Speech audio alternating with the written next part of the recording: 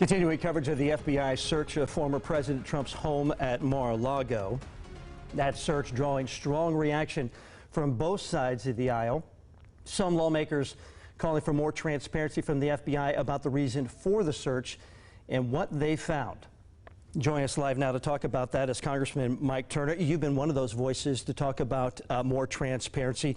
Attorney General Merrick Garland spoke last week. What did you find out about what he had to say, or any information or briefings you've received since? What did you think about what he had to say? Well, everyone is very concerned because obviously he had other options besides raiding Mar-a-Lago and spending 9 hours there.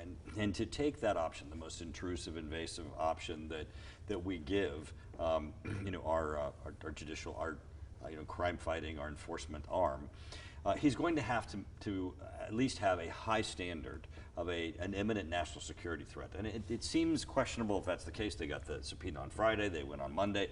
This has been going on for several months, well over a year. But yet they found that the need to go into his home, spend 9 hours there, so now they have to justify it. On a bipartisan basis, everybody is saying, you know what, we're the Intelligence Committee on the Senate side, they're saying the same.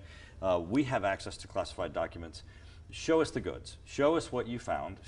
Let's see the affidavit that you put in the warrant. What did you say to the court you were going to find, and what did you find? And let's make certain that we don't have an abuse of discretion here, and because this is unprecedented, to have someone raid the political rival of the sitting president and certainly a former president's home. Well, it rises to a higher level of standard. Would it also be unprecedented then for a former president to have what may be in those boxes? Again, we don't know what's in those boxes yet, right? We have no idea. We don't know if there is classified, secret, or top secret information. There could be, there could not be. So we don't even know what's in there yet, correct? Correct, which is why we're saying show us the goods. Now, we do have precedent of this in the past, actually, because former President Bill Clinton, who had Hillary Clinton, who was in his home when she was Secretary of State, had his own her own computer system that had classified data transferring through it. And that resulted in her having to turn over thousands of emails. They didn't raid her home. They didn't even give her a subpoena. They let her go through the emails and determine which ones were personal and which ones were professional. And in that, they found over 500 that were classified. So we do have a parallel that has happened here. And one certainly is being dealt with much more severely. Now, we've heard some fiery rhetoric being used on both sides of the aisle when it comes to this.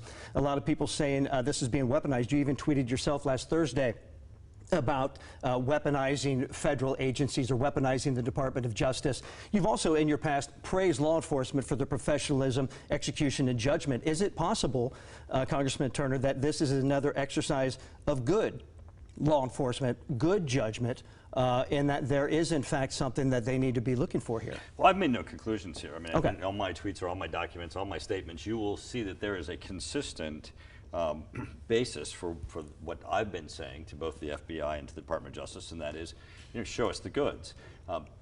We have the clearance. If you now have classified documents and you believe those rose to the level of an immediate national security threat that required you to go spend 9 hours in Donald Trump's house, the political rival of the current sitting president, show us. And then we can make the conclusion, and we can tell the American public, because it's a bipartisan request that we're asking this, whether or not this was justified or whether it was not. I think certainly there's a high degree of skepticism, and I think the American public want answers. Well, regardless of it being a political rival of the sitting president, regardless of the party, should any former president have classified, secret, or top secret information? Well, I mean, they have access to that information sometimes, and also they have to be read into a classification. And we don't know what is in these documents. The president, former president, says that they were declassified before they left. We do not know what these documents are. That's why I've said, and why we have bipartisan support for this, because we're the reasonable bunch who have access to classified documents.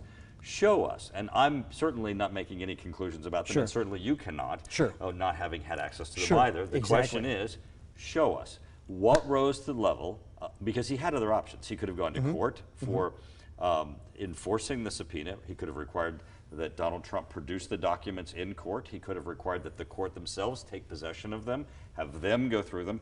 All of these other options were not pursued. What rose to the level? Because, it's the most invasive and intrusive to go in someone's home and especially spend 9 hours there in their things, deciding what you're going to take and what you're not. Certainly a lot of questions, many more I'd love to be able to ask you now, but we're up against it time-wise. Congressman Turner, thank you for joining us. I know we'll be sitting by anxiously awaiting to find out where this road takes us next, for sure. Absolutely. Thank you, Congressman Turner.